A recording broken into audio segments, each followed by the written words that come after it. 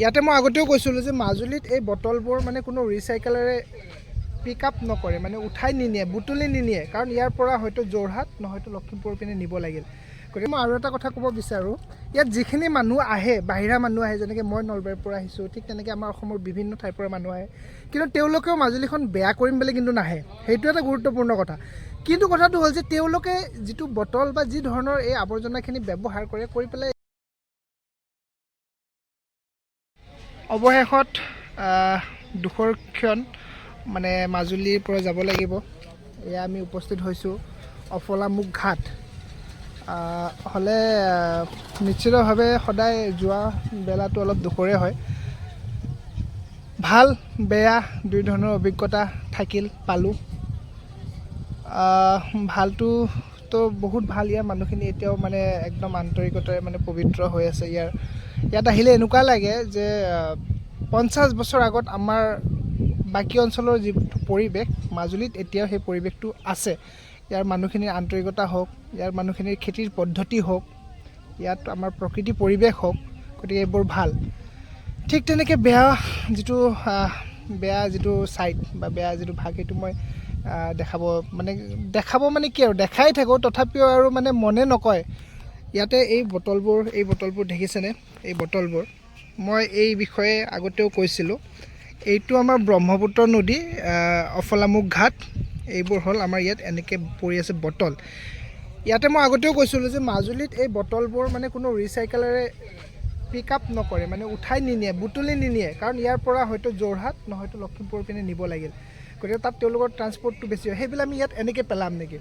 গতিকে মাজুলীৰ হিচাপত তেখেতৰ মনৰ ভাৱটো অলপমান মানে জানিব বিচাৰিম। আমি সকলোকে মাজুলীলৈ আমন্ত্ৰণ জনাইছোঁ। আহক, মাজুলীৰ প্ৰাকৃতিক পৰিৱেশ উপভোগ কৰক, ইয়াৰ সত্ৰীয়া সংস্কৃতি উপভোগ কৰক। আৰু লগতে এটা দুখৰ বিষয় যে আমাৰ ইয়াত যিটো এবাৰ ব্যৱহাৰযোগ্য যিটো প্লাষ্টিক, তাৰ ব্যৱহাৰ যেনেদৰে কমিব লাগিছিলে কমা নাই, বৰঞ্চ বাঢ়িছে। গতিকে আমি ইয়াত দেখিছোঁ ঘাটতে ইয়াত বহুত পানীৰ বটল মানুহে য'তে মতে পেলাইছে। গতিকে এনেদৰে পেলোৱাটো উচিত হোৱা নাই। গতিকে আমি ব্যৱহাৰটো কৰিবই লাগিব, খালি ইয়াৰ ব্যৱহাৰটো কমাব লাগে আৰু য'তে ত'তে নেপেলাই আমি ডাষ্টবিনত পেলাব লাগে। গতিকে আমি য'তে ত'তে পেলোৱাটো সভ্য মানুহৰ এটা লক্ষণ নহয়। গতিকে আমি সকলো সজাগ হ'ব লাগে। আৰু যিহেতু ইয়াৰ বটলৰ ব্যৱহাৰ দিনে দিনে বাঢ়িছে, এইটো শুভ লক্ষণ নহয় আমাৰ কাৰণে। গতিকে আমি য'তে ত'তে পেলোৱাটো উচিত হোৱা নাই। গতিকে ক'ত কেনেকৈ ডিছপ'জ কৰিম, আমি বিভিন্ন মাধ্যমত আমি সজাগতা সৃষ্টি কৰি আহিছোঁ। আমি প্ৰত্যেকেই সজাগ হ'ব লাগে আৰু য'তে ত'তে নেপেলাই আমাৰ এইবিলাক যদি পেলাই দিলে আমাৰ কি হয়, ইয়াৰ যিবিলাক জৈৱ বৈচিত্ৰ্যৰ কাৰণে ই ভাবুকি স্বৰূপ হ'ব আৰু ইয়াৰ যদি পচি নাযায় আৰু যদি বানপানী আহি আকৌ পানীলৈ উটি গুচি যাব, গতিকে ই আকৌ আগত অন্য জেগাত গৈ আৱৰ্জনাৰ সৃষ্টি কৰিব। গতিকে আমি সকলো সজাগ হ'ব লাগে। ইয়াৰ ব্যৱহাৰ আৰু ইয়াৰ যিটো ডিছপ'জটো কেনেকৈ কৰিম বিজ্ঞানসন্মতভাৱে কৰিব লাগে। সকলোকে ধন্যবাদ জনাইছোঁ। হয়, এই চেগত মই আৰু এটা কথা ক'ব বিচাৰোঁ। ইয়াত যিখিনি মানুহ আহে, বাহিৰা মানুহ আহে, যেনেকৈ মই নলবাৰীৰ পৰা আহিছোঁ, ঠিক তেনেকৈ আমাৰ অসমৰ বিভিন্ন ঠাইৰ পৰা মানুহ আহে, কিন্তু তেওঁলোকেও মাজুলীখন বেয়া কৰিম বুলি কিন্তু নাহে। সেইটো এটা গুৰুত্বপূৰ্ণ কথা।